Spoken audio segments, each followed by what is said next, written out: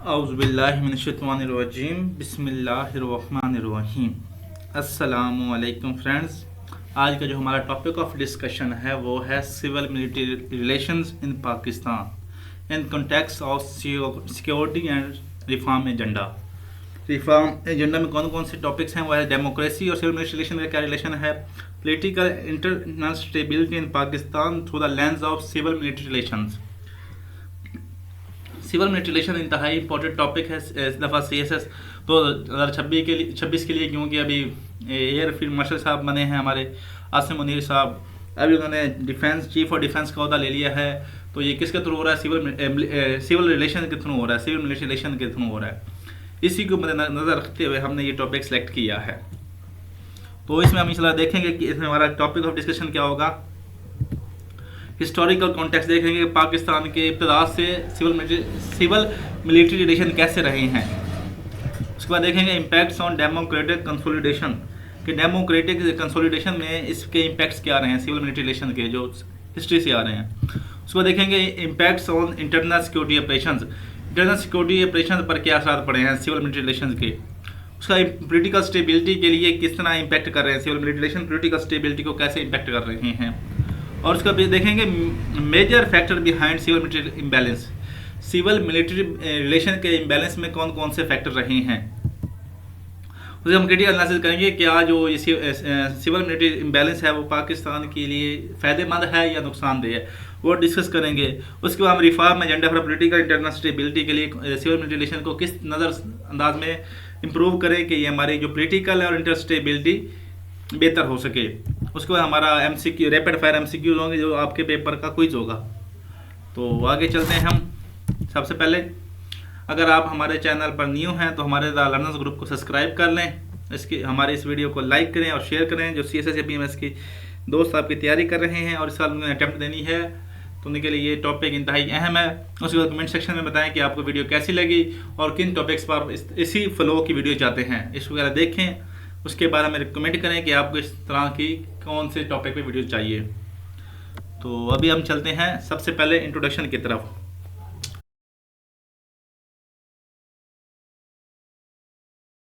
करना है सबसे पहले आपने कोई ना कोई फैक्ट फिगर या कोई कोड देनी है ताकि आपका पहले ही अच्छा इंप्रेशन पड़े एग्जामिनर पर। तो इसका जो आपका फैक्ट है वो नोट कर लें। पाकिस्तान की 77 साल तारीख में सिर्फ 28 साल जमहूरी हुकूमत और 49 ईयर्स जो फैसला साजी पर अस्करी जो मिलिट्री का असर रसूख रहा है।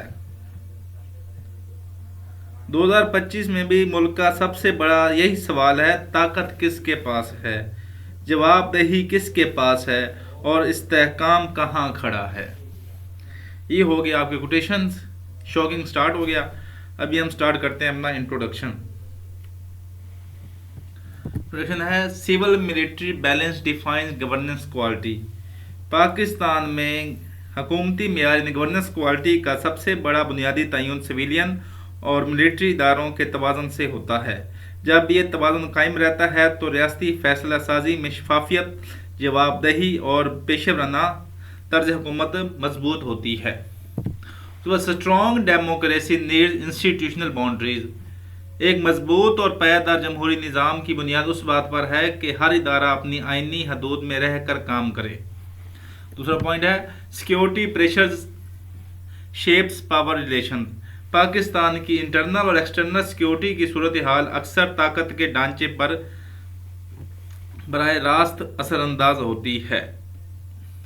जब सिक्योरिटी दबाव बढ़ता है तो फैसला साजी का मरकज भी तब्दील होता हुआ महसूस होता है।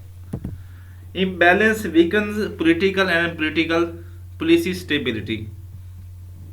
सिविल मिलिट्री इम्बैलेंस का सबसे बड़ा नुकसान सियासी कमजोरी और पॉलिसी इम्प्लीमेंटेशन में अदम इस्तेकाम की सूरत में जाहिर होता है।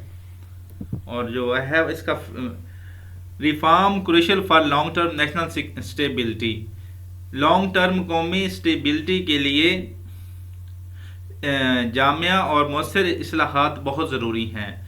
इस्लाहात एजेंडा ही वो रास्ता है जो इदारा जाती हारमनी, बेहतर गवर्नेंस और पायदार जमहूरियत की ज़मानत देता है। ये हो गया आपका इंट्रोडक्शन, जो आपके पूरे क्वेश्चन की जो है समरी है। यानी अगर ये बंदा उससे पढ़ ले तो उसको समझ आ जाए कि आपने अपने क्वेश्चन को किस फ्लो में लेके चलेंगे। तो अभी हम चलते हैं सबसे पहले historical context of civil military relations in Pakistan. तो इसका पहले फैक्ट नोट कर लें आप। पाकिस्तान की तारीख का सबसे तल्ख सच ये है कि इक़्तिदार हमेशा आइन से नहीं ताकत से मुंतकिल हुआ है। तो अभी इसके पॉइंट्स नोट कर लें आप। पहला है frequent military corpse reshape institutions. Pakistan में बार बार मार्शल लॉ ने रियासती ढांचे को बुनियादी तौर पर बदल दिया। ब्यूरोक्रेसी, अदलिया और पार्लिमान का किरदार तब्दील हुआ। दूसरा पॉइंट है वीक कॉन्स्टिट्यूशंस इनकरेज इंटरवेंशंस। आइन की कमजोरी, बार बार उसको कैंसिल करना और इख्तियारात की गैर वाज़ेह तकसीम ने अस्करी मदाखलत के लिए रास्ता हमवार किया। कॉन्स्टिट्यूशनलिज्म न होने से पार्लिमान कमज़ोर रही और फैसला साजी का इख्तियार अक्सर एग्जेक्टिव से बाहर मुंतकिल हुआ। उसके बाद security crisis strengthens military dominance. Bharat से जंगें, अफगानिस्तान से तनाज़ात, दहशतगर्दी और इंटरनल सिक्योरिटी खतरात ने अस्करी इदारों को फैसला साजी का मरकजी किरदार दिया। Parties legged internal democracy and cohesion. सियासी जमातों की अंदरूनी कमजोरी, शख्स पर्सनैलिटी कल्ट और दरे बंदी यानी जो ग्रुपिंग और कमज़ोर तंजीमी स्ट्रक्चर इन्हें ताकत के तवाज़ुन में कमज़ोर बनाता है। गैर मुस्तकिम पार्टीज सिविलियन हुक्मरानी के तसलसल को मुतासर करती हैं और इदारा जाती तवाज़ुन को मज़ीद बिगाड़ती हैं। और external alliances empowered military leadership. खारजा पॉलिसी में, हमारी जो फॉरेन पॉलिसी में अमेरिका, चीन और जो मिडल ईस्ट के साथ स्ट्रेटेजिक तल्लुकात ने अस्करी इदारों को अहमियत बढ़ाई। आलमी ताकतें अक्सर सिविलियन जो सिक्योरिटी इदारों को काबिल एतमाद शराकतदार समझती हैं, जिससे अंदरूनी ताकत का तवाज़ुन मज़ीद मिलिट्री की जानब झुका, यानी मिलिट्री की तरफ झुका। ये हो गया आपका हिस्टोरिकल कॉन्टेक्स्ट है कि मिलिट्री कॉर्प्स ने उसका क्या किया। ये आपके इस 5 पॉइंट्स का ना आपने आधा पेज बनाना है, जिससे आपका हिस्टोरिकल कॉन्टेक्स्ट बन जाएगा। अभी आगे हम चलेंगे कि इम्पैक्ट्स ऑन डेमोक्रेटिक कंसोलिडेशन, जो उनका मिडल जो कहते हैं सिविल मिलिट्री रिलेशंस का इम्बैलेंस है, उसकी वजह से उसका डेमोक्रेटिक कंसोलिडेशन पर क्या इम्पैक्ट्स आए।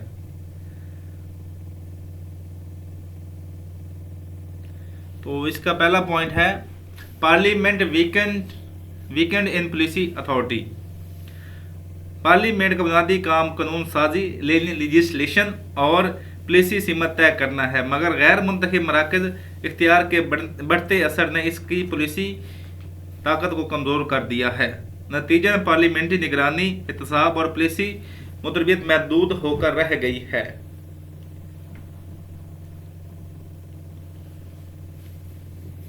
इसका फैक्ट नोट कर लें। Only 18% national policies were debated fully in parliament before approval, only 18%।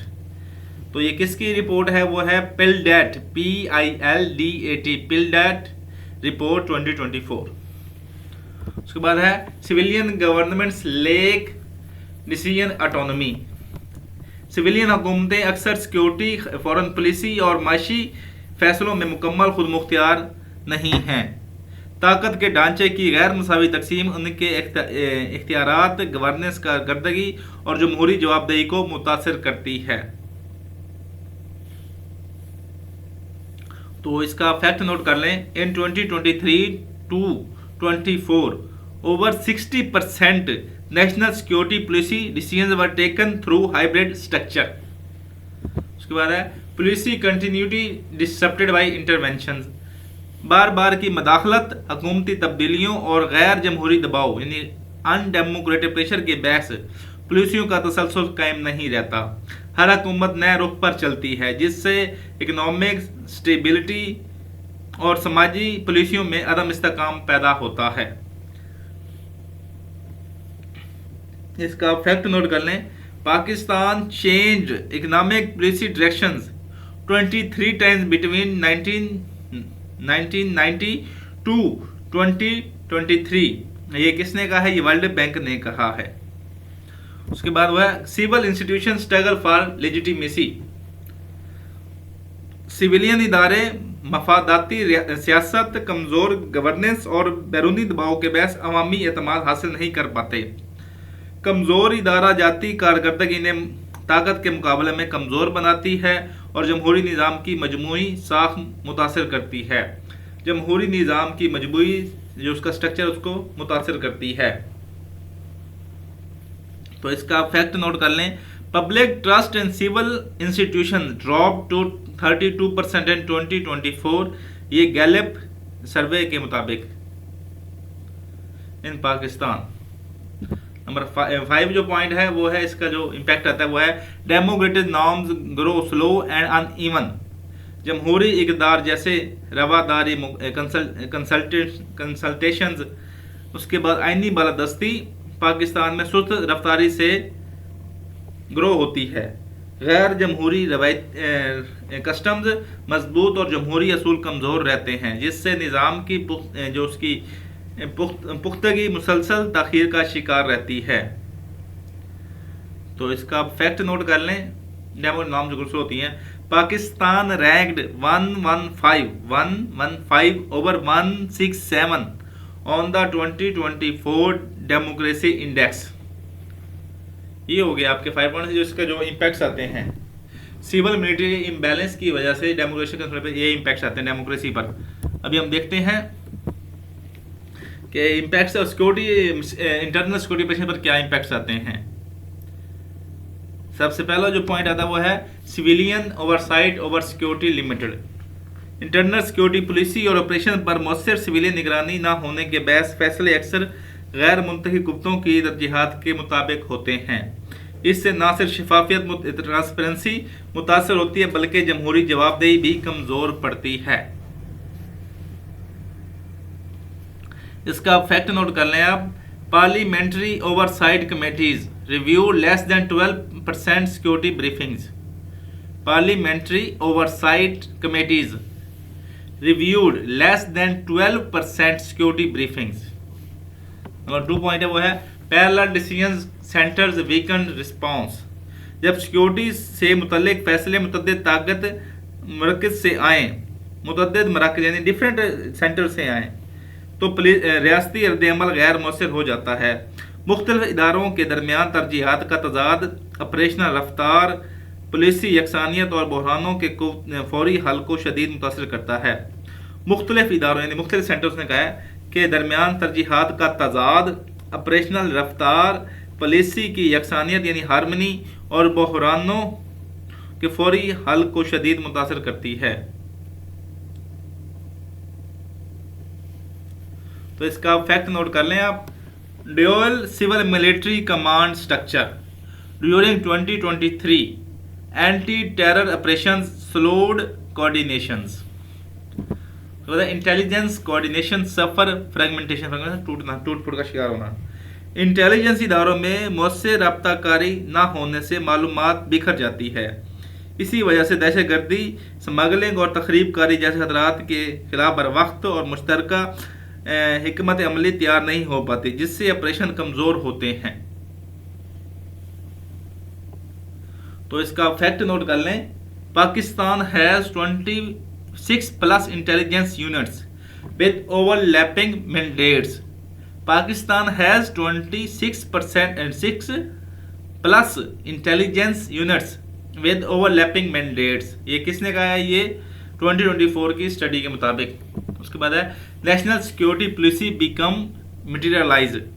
जब सिक्योरिटी पॉलिसी बुनियादी तौर पर अस्करी नुक्ते नज़र से तैयार हो तो सियासी, माशी और समाजी अवामिल नज़रअंदाज होते हैं।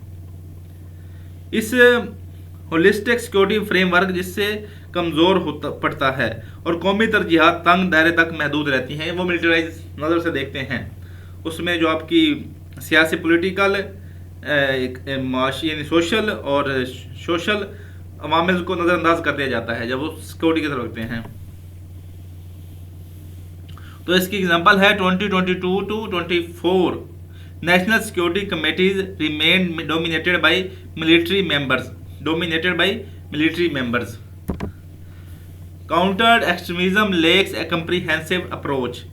इंतहा पसंदी के खिलाफ हिकमत अमली अक्सर सिक्योरिटी ऑपरेशन तक महदूद रहती है, जबकि तालीम, माशरत, मजहबी बयानिया और सोशल रिफॉर्म जैसे अवामिल शामिल नहीं किए जाते।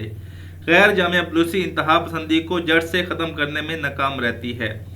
गैर जामिया पॉलिसी एक्सट्रीमिज्म को जड़ से ख़त्म करने में नाकाम रहती है, क्योंकि उसके लिए पहले तालीम होनी चाहिए, माशरत, मजहबी बयानिया ये चीज़ें होंगी तो फिर आपकी वो एक्सट्रीमिज्म ख़त्म होगा। तो इसका फैक्ट नोट कर लें। Only 22% of Pakistan national action plan commitments involve social economic reforms. 22% थी सिर्फ इसमें सोशो इकोनॉमिक रिफॉर्म्स थी। ये हो गई आपकी मिलिट्री इंटरनल सिक्योरिटी ऑपरेशन का पाकिस्तान की सिविल मिलिट्री रिलेशन इम्बैलेंस होने के क्या इम्पैक्ट्स होते हैं। अभी हम चलते हैं इम्पैक्ट्स ऑन पॉलिटिकल स्टेबिलिटी के सिविल मिलिट्री इम्बैलेंस की वजह से पॉलिटिकल स्टेबिलिटी पर क्या इम्पैक्ट्स आते हैं। सबसे पहला पॉइंट है frequent institutional clashes create uncertainty. अदलिया, पार्लिमान, एग्जेक्टिव और सिक्योरिटी इदारों के दरमियान बार बार टकराव ने फैसला साजी का अमल गैर वाज़ेह किया। इस कशमकश से सियासी माहौल गैर मुस्तकिम, हुकूमती हिकमत अमली कमज़ोरी और सरमायाकारी का एतमाद शदीद मुतासर हुआ। तो इसका फैक्ट नोट कर लें। Pakistan recorded 19 major institutional standoffs in 1 years.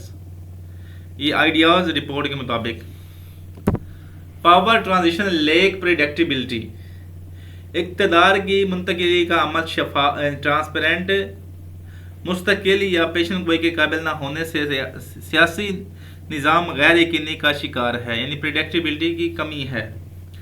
मुहबम तरीक़ाकार और गैर रवायती असरात जमहूरी रवायत और हुकूमती तसल्सुल दोनों को नुकसान पहुँचाते हैं।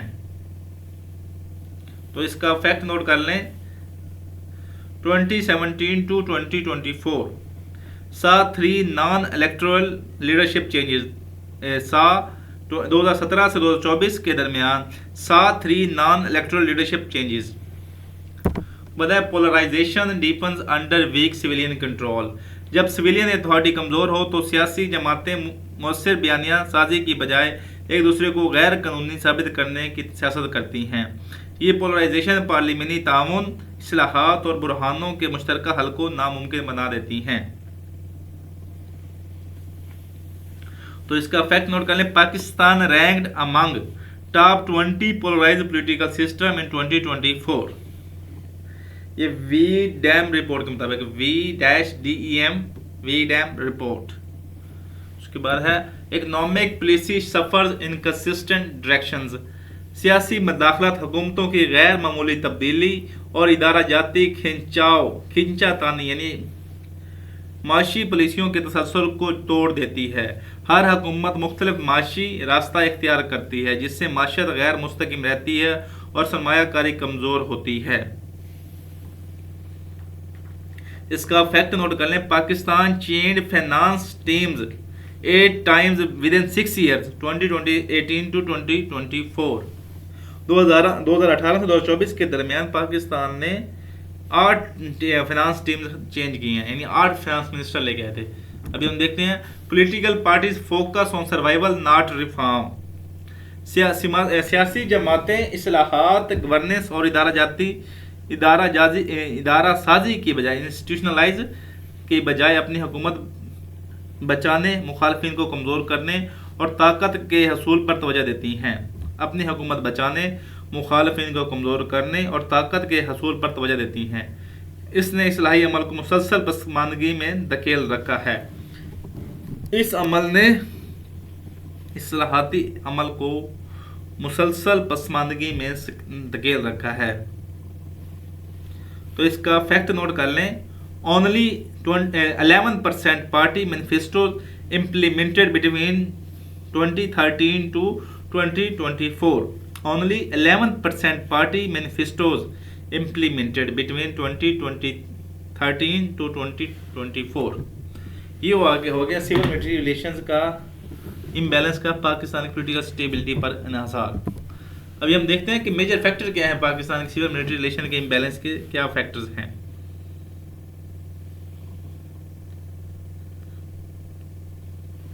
जो सबसे पहला जो पॉइंट है वो है chronic security threats elevate military role.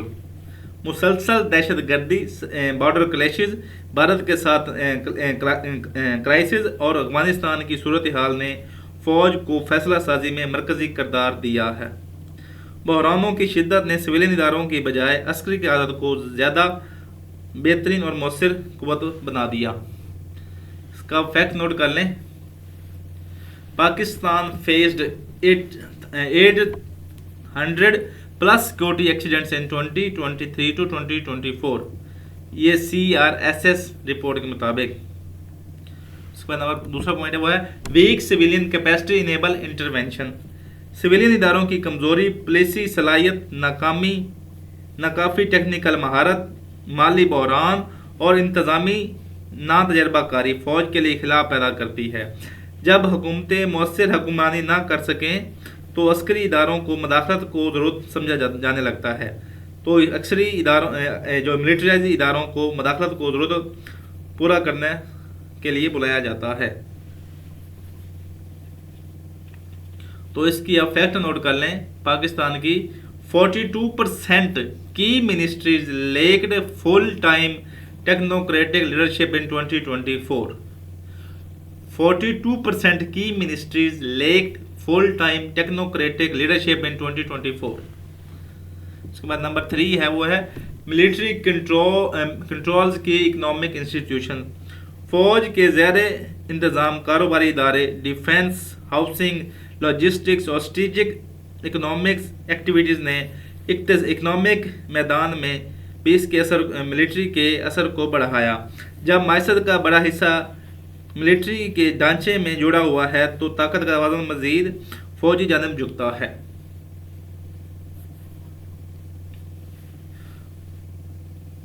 तो इसका फैक्ट नोट कर लें। Military linked enterprises oversee asset worth millions, जो मिलियन की वर्थ मिलियंस में है। तो इसका नंबर 3 का वो है global powers prefer military partners. America, चीन, मिडल ईस्ट और मगरबी ममालिक वेस्टर्न कंट्रीज अक्सर सिक्योरिटी ताउन, इंटेलिजेंस शेयरिंग और खित्ते की स्ट्रेटेजिक ज़रूरियात के बहस फौज को ज़्यादा काबिल एतमाद पार्टनर समझते हैं। इस बैरूनी हमायत से फौज का इंटरनल सिक्योरिटी पर भी असर दिखता है। तो इसका फैक्ट नोट कर लें आप। US Pakistan military cooperation remain central despite political fluctuations. उसके बाद है allied fragmentations weaken civilian unity. Pakistan की सियासी शरीफिया के दरमियान अदम एतमाद, धड़ेबंदी यानी ग्रुपिंग, नज़रियाती तकसीम और इक़्तिदार की कशमकश ने सिविलियन इत्तेहाद को कमज़ोर किया। जब सियासी कुव्वतें मुत्तहिद ना हों तो इदारा जाती ताकत खुद ब खुद गैर मुंतखब मराकज़ की तरफ मुंतकिल हो जाती है। तो इसका फैक्ट नोट कर लें। 2024 report shows political elite polarisation highest in 2 decades in Pakistan. तो ये होगी आपकी मेन 5 की major factors behind civil military imbalance. उसके हम देखते हैं क्रिटिकल एनालिसिस, क्या ये हमारे लिए फ़ायदेमंद है कि नुकसानदेह है। सबसे पहला पॉइंट है वो है balance required mutual institutional respect. इदारा जाती तवाज़ुन यानी सिविल मिलिट्री रिलेशन उस वक्त ही मुमकिन है जब सिविलियन और अस्करी इदारे एक दूसरे की दायरा कार को तस्लीम करें। बाहमी एहतराम के बगैर जमहूरी ताकत का बहाव रुकता है। बाहमी एहतराम के बगैर यानी म्यूचुअल रिस्पेक्ट के बगैर जमहूरी ताकत का बहाव रुकता है और पुलिसी साजी मुस्तकिल कशमकश का शिकार रहती है। नंबर 2 पॉइंट है civilian weakens not only military powers. अदम तवाज़ुन का असल मसला सिर्फ अस्करी कुव्वत का बढ़ जाना नहीं बल्कि सिविलियन इदारों की कमज़ोर सलाहियत, नाकिस मनसूबाबंदी, सियासी तकसीम और पुलिसी नातजर्बाकारी है। ये खिलाफ फौजी कंट्रोल को और मजबूत करता है। नंबर 3 पॉइंट है सिक्योरिटी फर्स्ट माइंडसेट सेटलाइंस डेमोक्रेसी। जब रियासत की पहली तरजीह सिर्फ सिक्योरिटी हो तो जमहूरियत, इंसानी हकूक, सोशल सेक्टर इस्लाहात और सियासी इदारा साजी पस मंज़र में चले जाते हैं। ये सोच जमहूरी अफरा को भी शदीद मुतासर करती है, जमहूरी ग्रोथ को भी मुतासर करती है। तो ये हो गया आपका क्रिटिकल एनालिसिस। नंबर 4 पॉइंट है वो है oversight mechanism remain under develop. Parliament कमेटियां, ऑडिट इदारे, पॉलिसी रिव्यू बोर्ड्स और सिक्योरिटी ओवरसाइट मैकेनिज्म मुकम्मल तौर पर फ़ाल नहीं हैं। कमज़ोर निगरानी के बायस फैसला साजी गैर शफाफ रहती है और ताकत के अदम तवाज़ुन को मुअस्सर तौर पर चैलेंज नहीं कर सकती।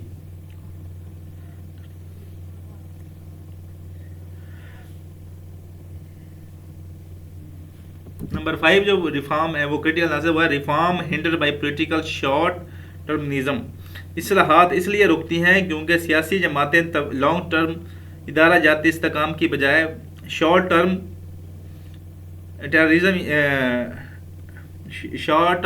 फ़ायदे को तरजीह देती हैं। यही इस्लाही तसलसल को तोड़कर सिविलियन इख्तियारात को मज़ीद कमज़ोर किया जाता है। इसी तरह तोड़कर मज़ीद फौजी को मजबूत किया जाता है और सिविलियन इदारों को कमज़ोर किया जाता है।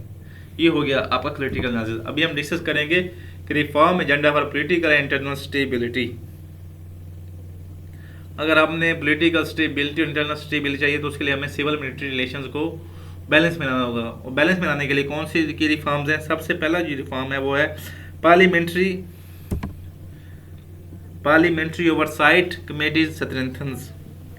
पार्लिमानी कमेटियों को बाइख्तियार बनाना, शफाफियत, एहतसाब और सिक्योरिटी पुलिसियों पर सिविल कंट्रोल के लिए सिविलियन कंट्रोल बहुत बुनियादी शर्त है। मजबूत कमेटी पुलिसियाँ गलतियों की बरतरफ निशानदही, ताकत के तकाज को महदूद करने और सिविल बालादस्ती के लिए अमली मेकनिज़म फराहम करती है। तो ओवरसाइट को उसको कमेटी को मजबूत करना चाहिए। उसके बाद नंबर 2 है civil service and security training upgraded.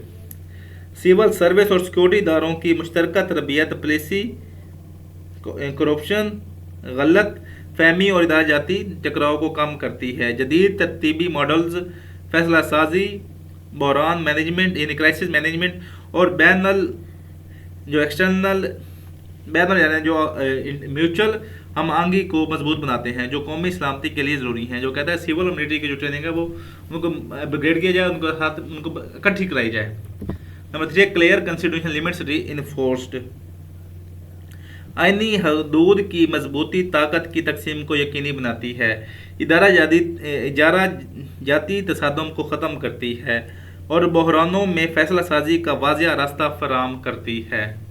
Number 3 national security policy civilian lead.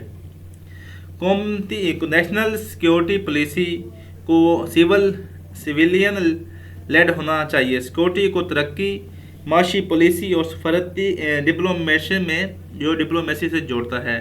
Security सिर्फ अस्करी नहीं बल्कि इंसानी और माशी पहलू भी शामिल होते हैं। सिक्योरिटी में सिर्फ अस्करी नहीं बल्कि इंसानी और माशी पहलू भी शामिल होते हैं जो पायदार नेशनल इंटीग्रेशन और नेशनल स्टेबिलिटी के लिए ज़रूरी हैं। उसके बाद है इंस्टीट्यूशनल डायलॉग प्लेटफॉर्म फॉर्मलाइज। इदारों के दरमियान बाकायदा डायलॉग फोरम एतमाद साजी, गलतफहमियों के ख़त्मे और पॉलिसी तसलसल के लिए बहुत ज़रूरी हैं।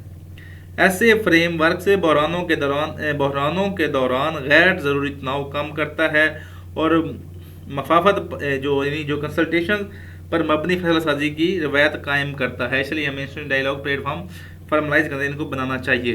उसके बाद है military economy transparent and regulated. जो मिलिट्री की इकोनॉमी की शफाफियत और रेगुलेशन ताकत के तकाज, मफादात के टकराव और माशी अदम तवाज़ुन को कम करती है। इससे मार्केट में बराबरी, कॉरपोरेट गवर्नेंस और सरकारी वसाइल के मौसर इस्तेमाल को फ़रोग मिलता है। ये हो गए आपके रिफॉर्म। पार्लियामेंट्री ओवरसाइट की जाए, सिविल मिलिट्री को ट्रेनिंग में अपग्रेड की जाए, क्लियर कॉन्स्टिट्यूशन लिमिट्स हों। ये आपके जो 6 रिफॉर्म्स हैं इनको आपने अगर पॉलिटिकल स्टेबिलिटी के लिए आ जाए, इंटरनल स्टेबिलिटी के लिए आ जाए, या फिर सिविल मिलिट्री रिलेशन बैलेंस के लिए आ जाए, तो ये आपके लिए बेहतरीन रिफॉर्म्स हैं। अभी हम चलते हैं कंक्लूजन्स की तरफ।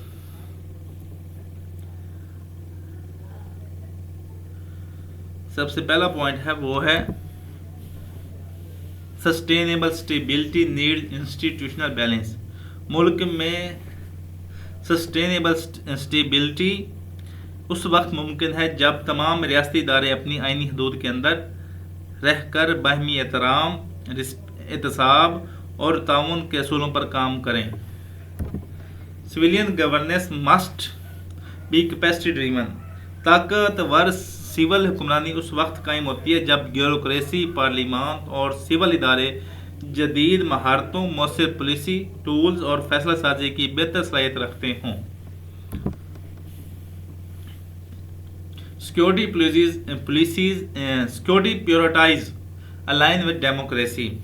कौमती सलामती का तस्वर सिर्फ दिफाई ताकत तक महदूद नहीं होना चाहिए, बल्कि political transparency, economic stability, human development और कानून की हुक्मरानी भी इसका लाजमी हिस्सा होनी चाहिए। और 4 पॉइंट का कंक्लूजन वो कहता है reform continuity ensure long term stability. मुल्की इदारों के इस्लाहात वक्ती रद्द-ए-अमल नहीं बल्कि मुस्तक़बिल का हिस्सा होनी चाहिए। पॉलिसियों का तसलसल माजी की गलतियों से सबक और मुस्तक़बिल की ज़रूरियात के मुताबिक एडजस्टमेंट है वो बुनियाद है जो मजबूत पेशबीन और मुस्तकिम रियासती तश्कील देती है। ये हो गया आपका कंक्लूजन। अभी हम चलते हैं अपने रैपिड फायर एमसीक्यूज की तरफ। तो सबसे पहला पॉइंट है वो है which factor primarily strengthen military dominance. तो इसको आप शॉर्ट क्वेश्चन समझें, इसका आपने प्रॉपर जवाब देने हैं। ये हैं आपके 5 शॉर्ट क्वेश्चन। इसका जवाब आपने एमसीक्यू उसमें कमेंट सेक्शन में देना है। वीडियो देखने के लिए शुक्रिया। वस्सलाम।